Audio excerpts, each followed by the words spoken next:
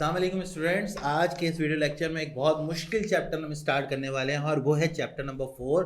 तमाम स्टूडेंट्स की तरफ से ये फीडबैक बहुत ज़्यादा आता है कि सर इस चैप्टर में बता दें क्या करें और क्या ना करें। बहुत बड़ा चैप्टर है ये, तो छा जाओ आपके लिए लाया है भाई ये एक रिकॉर्डेड लेक्चर जिसके अंदर एक शॉर्ट टर्म में आपको ये बात समझा दी जाएगी कि भाई कौन सा सवाल करो और कौन सा ना करो।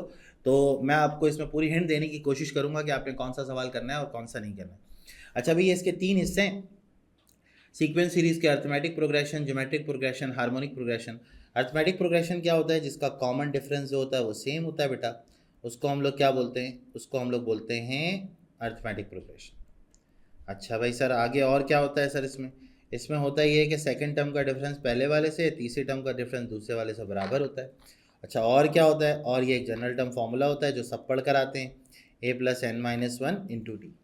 ये जनरल टर्म है भाई, ये फर्स्ट टर्म है, ये नंबर ऑफ टर्म्स हैं और ये कॉमन डिफरेंस है। ठीक है भाई, तो ये होती है कहानी इसकी। अच्छा, अगर हम सीरीज़ की बात करें तो सीरीज़ में सिर्फ दो ही फॉर्मूले हैं, S n is equal to n upon two two a plus n minus one into d. और दूसरा formula sir n upon two a plus l. कौन सा कब लगेगा? ये फर्स्ट टर्म और कॉमन डिफरेंस पे लगेगा, ये फर्स्ट टर्म और लास्ट टर्म पे लगेगा। ठीक है भाई, तो अब बाकायदा आगाज़ करते हैं। देखो भाई, पहला सवाल जो है वो तुम्हारे बहुत ही मज़े का सवाल है और तुमने सिर्फ इसमें क्या करना है, बताना है कि कितनी नंबर ऑफ टर्म्स होंगी, which term of the sequence of the series. तो ए माइनस 15 हो गया, डी तुम्हारा ए टू माइनस ए वन यानी कि माइनस 9 माइनस ऑफ माइनस 15, तो ये 6 हो गया भाई डी तुम्हारा। ठीक है, और नंबर ऑफ टर्म यानी कि nth टर्म क्या है? 75। 75 हो गया, माइनस 15 हो गया, एन माइनस वन हो गया और डी हो गया। 75 और 5 80, ये 90 हो जाएगा। 15 हो गया, सही है। एन की वैल्यू 15 प्लस 1 यानी कि एन की वैल्यू हो गई 16। इन नंबर ऑफ टर्म्स इसमें 16 होंगे। नेक्स्ट आपके पास है कि भाई सीरीज़ के बाद जो अगली बारी है वो किसकी है भाई? वो हमारे पास है सम की। अच्छा भाई देखो क्या लिखा हुआ है, the sum of n terms of two arithmetic series are in the ratio this and this, find the ratio of their eight term. तो सबसे पहले तो भाई ये समझो सवाल बोल क्या रहा है। दो ए पी हैं और हम पहले इनको सपोज कर लेते हैं, ए प्लस डी, ए प्लस टू डी। तो इसकी जो आठवीं टर्म है वो होगी ए प्लस 7। अगला होगा a bar plus d bar, a bar plus two d d bar, और यहाँ पे होगा फिर ए बार प्लस 7 डी बार। ठीक है, मालूम क्या करना है? आठवीं टर्म का रेशो मालूम करना है। तो ए प्लस 7 डी ओवर ए बार प्लस 7 डी बार, ये हमने मालूम करना है। ठीक है, अच्छा दिया हुआ क्या है? एन टर्म्स दी हुई हैं, तो S n is equal to 3n plus two over n plus one. सही है। एस एन का जो फॉर्मूला होता है वो क्या होता है? N upon two two a plus n minus one into D,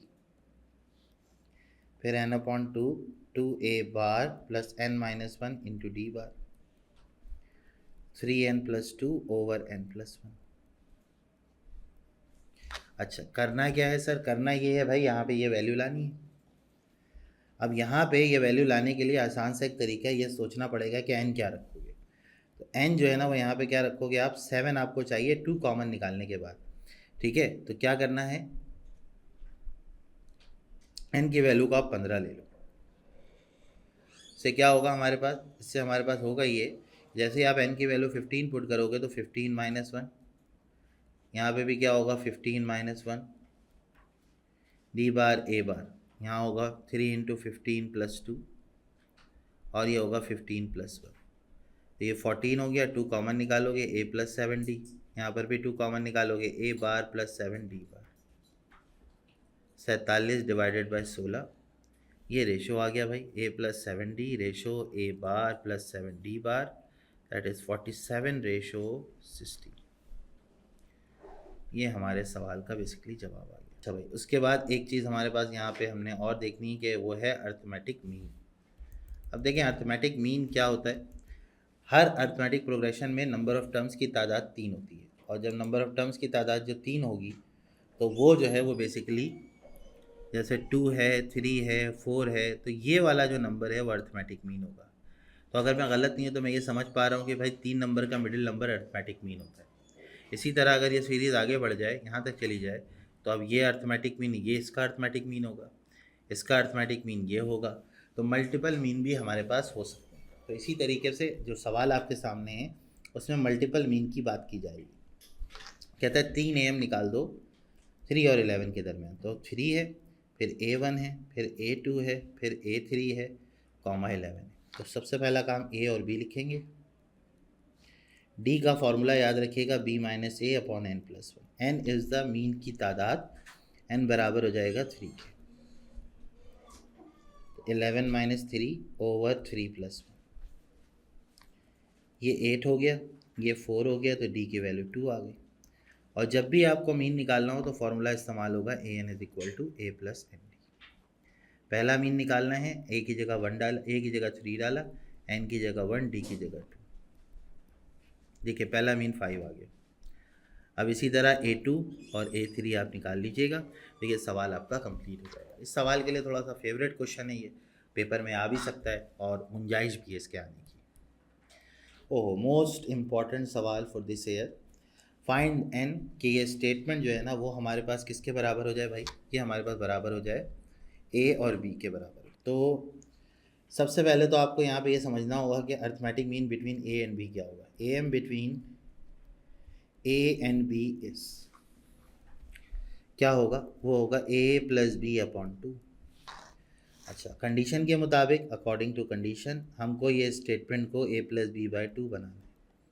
तो हम कहते हैं ना, जिसको जैसा बनाना हो उसके साथ रख दो, वो जैसा बन जाएगा। खरबूजे को देख के खरबूजा रंग पकड़ता है, उसी तरह इसको ऐसा बनाने के लिए इसके सामने इसको रख दो, ये इसको देख देख के इसके जैसा बन जाएगा। लेकिन कहने का मकसद है अभी तो फ़िलहाल हमें इसको सिंप्लीफाई करना पड़ेगा। ये क्रॉस मल्टीप्लाई हो गया, ठीक है, ये इधर जाएगा A प्लस बी, A की पावर n प्लस 4, B की पावर n प्लस 4।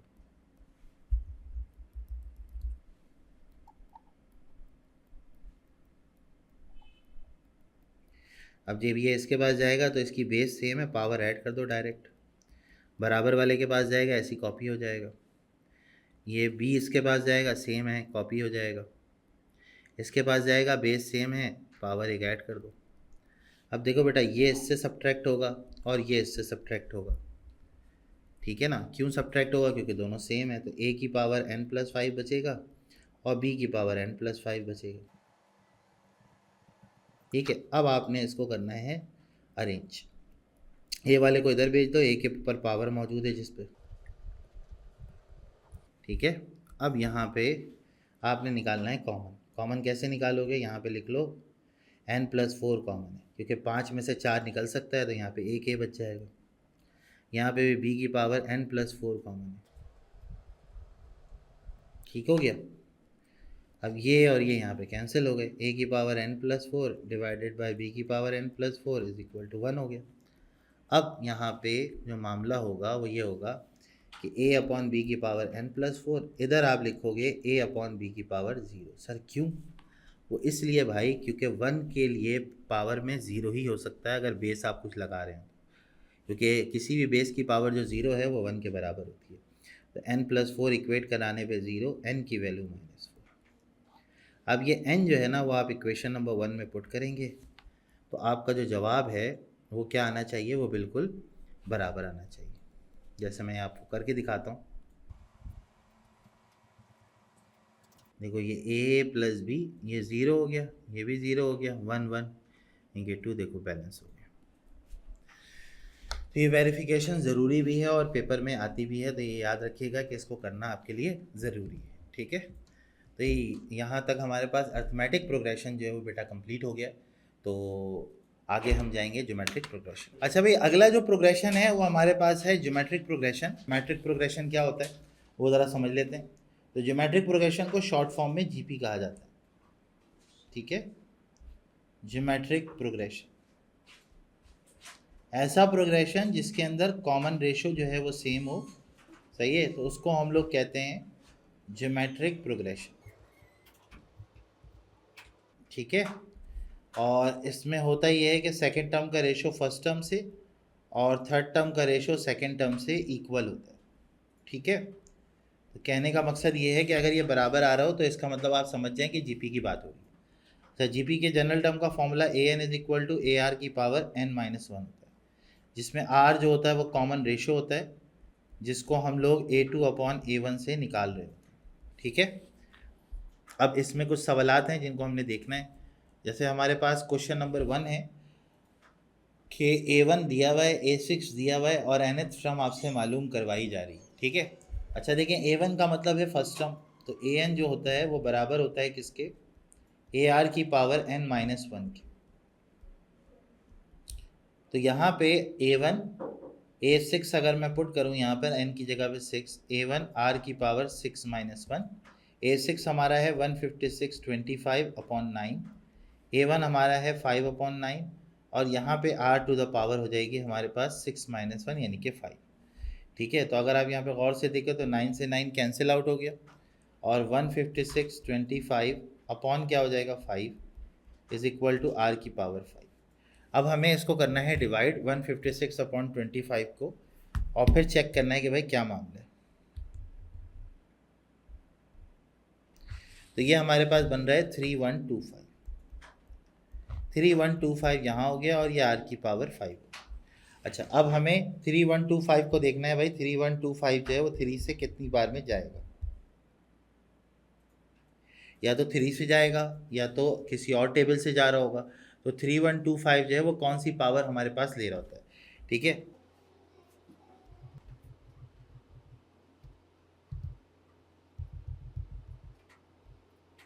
तो ये बेटा ये होता है 5 टू द पावर 5, और यहाँ है 8 की पावर 5, तो दोनों तरफ बेस इक्वल है, पावर भी इक्वल हो जाएगी। ठीक है, तो ये R की वैल्यू हमारे पास मिल जाएगी 5, या फिर आप इसको यूँ भी कर सकते हैं, यहाँ पे 5 की पावर 5 लिखते हैं आप। जब पावर इधर से उधर जाती है तो वो रेसिप्रोकल हो जाती है, तो यहाँ पे R बचेगा, सिर्फ 5 से 5 कट जाएगा, तो R 5 आ गया। अब हमारे पास हमें निकालना क्या है, नेट टर्म निकालनी है। तो A हमें पता है, A1 हमारा कितना था 5 अपॉन 9 था। ठीक है, R हमारे पास कितना था 5 की पावर n माइनस वन। अब देखिए 5 की पावर 1 है, 5 की पावर n माइनस वन है, डिवाइडेड बाई 9 है। दोनों की बेसिस क्या है हमारे पास, सेम, तो बेस सेम होने का मतलब है पावर ऐड हो जाएगी। तो ये हो गया 5 की पावर n डिवाइडेड बाई 9, तो ये n टर्म हमारे पास आ गया। तो ये हमारे पास जीपी का एक मुनासिब सा सवाल था जिसको मैंने भी आपके सामने सॉल्व किया। नेक्स्ट चलते हैं हमारे पास, how many terms are in there the GP. ये जीपी के अंदर कितनी टर्म्स हैं ये हमने फाइंड आउट करना है। अच्छा, यहाँ पे a की वैल्यू 1/3 हो जाएगी, और a1 की वैल्यू, a2 की वैल्यू हमारे पास 1/12 हो जाएगी, r जो होगा वो a2/a1 हो जाएगा, और जो nth टर्म है वो हो जाएगी 1/196608। अच्छा, an का जो फॉर्मूला होता है वो ar की पावर n माइनस वन होता है, और a1 हमारे पास है 1/3, r हमारे पास है 1/4 n माइनस वन, 3 उस तरफ जाएगा तो 196608। तो ये हमारे पास कटने के बाद जो है वो 65536 हो जाएगा, और 1/4 की पावर n माइनस वन आ जाएगा। अब ये 4 की कोई सी भी लाजमी सी बात है पावर पे आ रहा होगा,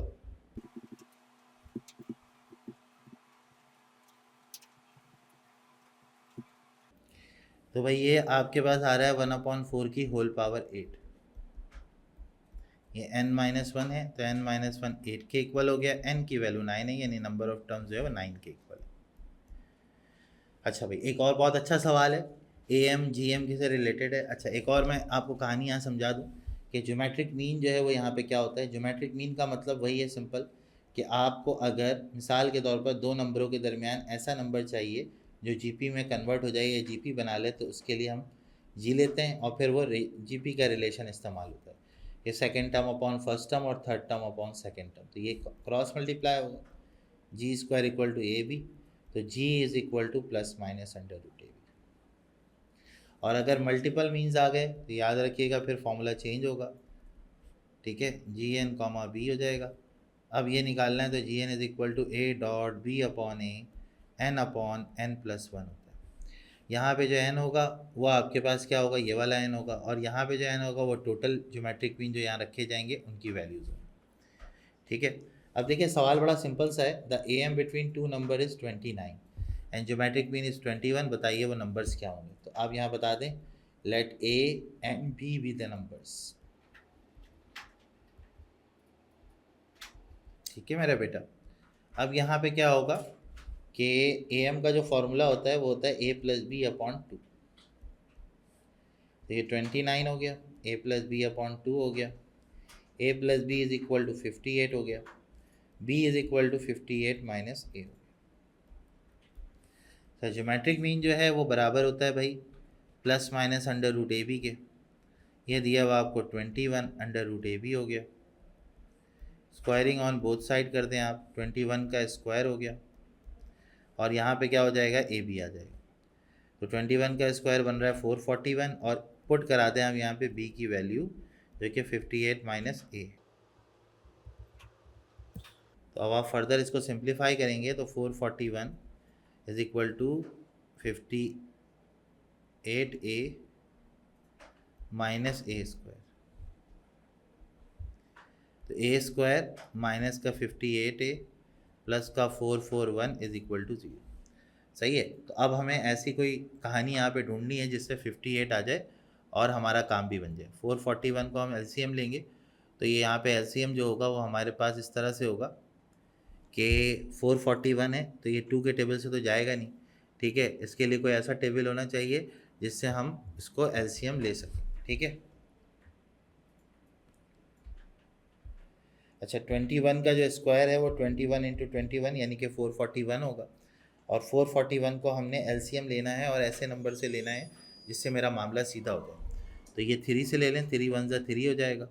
ठीक है, और एक उधर जाएगा तो 14, 3 4 ज़ा 12 हो जाएगा और फिर 2 उस तरफ जाएगा तो 3 7 ज़ा 21 हो जाएगा। फिर 3 से लेंगे, 3 4 ज़ा 12, 3 9 ज़ा 27, 7 7 ज़ा 49 और 7 1 ज़ा 7 हो जाएगा।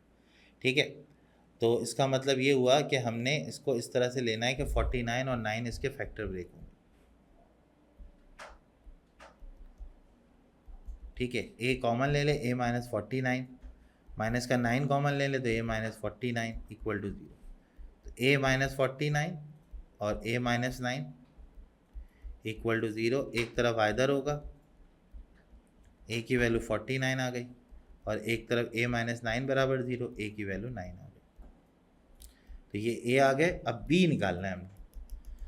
बी जो है वो 58 माइनस ए, ए की वैल्यू जब आप 49 यहाँ प्लेस करेंगे तो ये 9 आ जाएगा।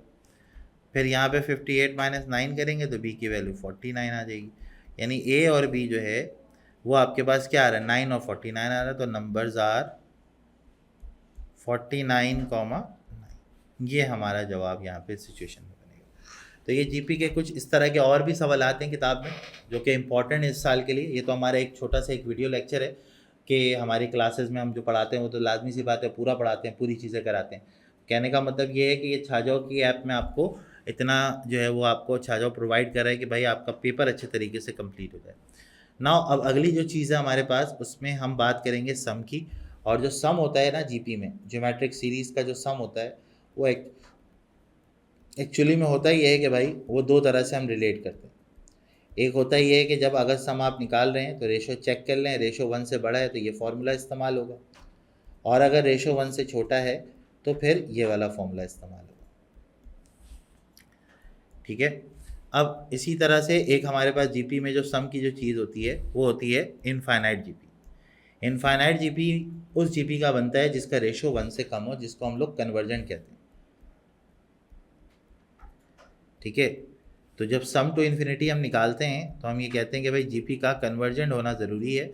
अगर जीपी कन्वर्जेंट नहीं होगा तो फिर हम सम की वैल्यू कैलकुलेट नहीं कर पाएंगे। और इसका फॉर्मूला होता है ए अपॉन 1 माइनस आर। नेक्स्ट आगे चलते हैं, अगला देखिएगा। देखिए बी के फॉर्म में एक सीरीज़ है और बी की फॉर्म में ही हमने आंसर निकालना। तो आप क्या करें, यहाँ पे पहले बी की सीरीज़ ले लें, b upon 2, b square upon 4 और बी क्यूब अपॉन 8। तो अब अगर मैं सीरीज़ की बात करूं तो सीरीज़ के अंदर ए जो होगा वो बी अपॉन 2 होगा आर जो होगा वो बी स्क्वायर अपॉन 4 और बी अपॉन 2, ये वाला बी कट गया, ये वाला 2 और ये वाला 4 भी कट गया। तो सम टू इन्फिनिटी का जो फॉर्मूला है वो ए अपॉन 1 माइनस आर। तो ए वैसे ही रहने दे, इधर फॉर्मूला लगा दें, ए की जगह बी अपॉन 2, आर की जगह भी बी अपॉन 2। ए बराबर है बी अपॉन 2 और ये 2 माइनस बी अपॉन 2, ये उधर चला जाएगा, 2a minus a b is equal to b हो जाएगा। 2a is equal to a b plus b हो गया, 2a is equal to b common और 1 प्लस ए हो गया, तो b बराबर है 2a अपॉन 1 प्लस ए। ये हमारे पास प्रूव होकर आ गया भाई, इसको याद रखिएगा, ये बहुत इंपॉर्टेंट सवाल है इस साल के लिए। अच्छा भाई, नेक्स्ट क्वेश्चन है, ये लॉन्ग के लिए इस साल बहुत इंपॉर्टेंट है। इसमें कहता है कि भाई the sum of it finite geometric series is half the square of the sum of its term, if the sum of is first two term is 4 into half, find the series. यानी कि condition ये है कि sum to infinity half of the sum of the square of infinity. तो sum to infinity तो ए upon 1 minus are होता है, half वैसे ही रहेगा, और यहाँ पे जब फॉर्मूला लगाओगे तो ए स्क्वायर अपॉन 1 माइनस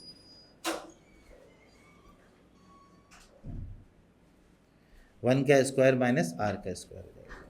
अब देखो बेटा, जब इसको सॉल्व करोगे आप तो 1 अपॉन 2 हो गया, ए स्क्वायर हो गया, ये 1 माइनस आर 1 प्लस आर हो जाएगा। ठीक है, 1 minus r 1 plus r cancel out हो गया।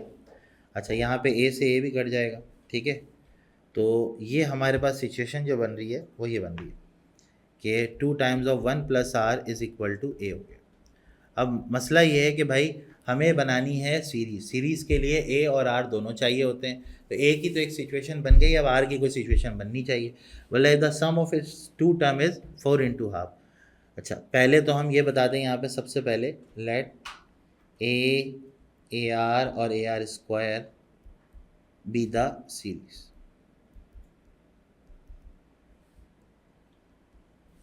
ठीक है, अब इसकी पहली दो टर्म क्या है, ए प्लस ए आर है जो कि 4 इंटू हाफ के बराबर है। ए यहाँ से कॉमन निकालोगे आप, 9 अपॉन 2 हो गया, यहाँ से ए की वैल्यू अलग करोगे, 9 अपॉन 2 इंटू 1 प्लस आर हो गया। 1 और 2 इक्वेशन है।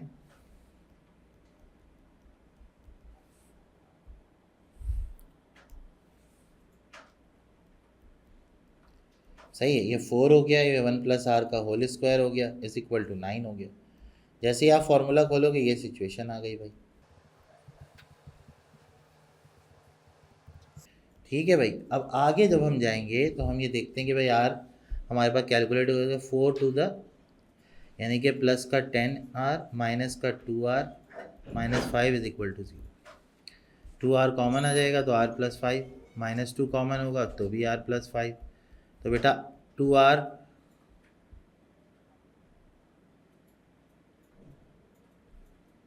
माइनस 2 एक फैक्टर बन रहा है और आर प्लस 5 एक फैक्टर बन रहा है। तो आर की एक वैल्यू हमारे पास आ जाएगी 1 और आर की एक वैल्यू हमारे पास आ जाएगी -5। अच्छा, यहाँ पे 2 आर प्लस 5 होगा और यहाँ पे सिर्फ माइनस कॉमन आएगा, ये 2 आर प्लस 5 होगा। तो भाई यहाँ पे ये मामला हो जाएगा 2 आर माइनस 1 और 2 आर प्लस 5 इक्वल टू 0। सही, तो ये दो फैक्टर यहाँ पे बन रहे हैं, 2 r minus 1 2 r plus 5 equal to 0 हो जाएगा। तो यहाँ से आर की एक वैल्यू 1/2 आएगी, आर की एक वैल्यू -5/2 आएगी। देखिए ये तो आर हमारे पास यहाँ पॉसिबल है, लेकिन ये आर पॉसिबल नहीं है बिकॉज सम टू इन्फिनिटी में वैल्यू -1 से 1 के दरमियान होनी चाहिए और ये इस रेंज से जा रहा है बाहर। तो इसीलिए हम लोग आर की वैल्यू क्या कंसिडर करेंगे, हाफ कंसिडर करेंगे। अब ए हमें दिया हुआ है ट्वाइस ऑफ 1 प्लस आर, तो यहाँ पे अगर मैं आर पुट करूँगा हाफ तो ये हो जाएगा ए और ये हो जाएगा 3/2। ए तुम्हारा 3 आ गया। अब सीरीज़ बनाने के लिए आपको क्या चाहिए भाई, सीरीज़ की वैल्यू चाहिए। तो सीरीज़ होती है ए आर और ए आर स्क्वायर। ए हमारा 3 है और आर हमारा है 1/2।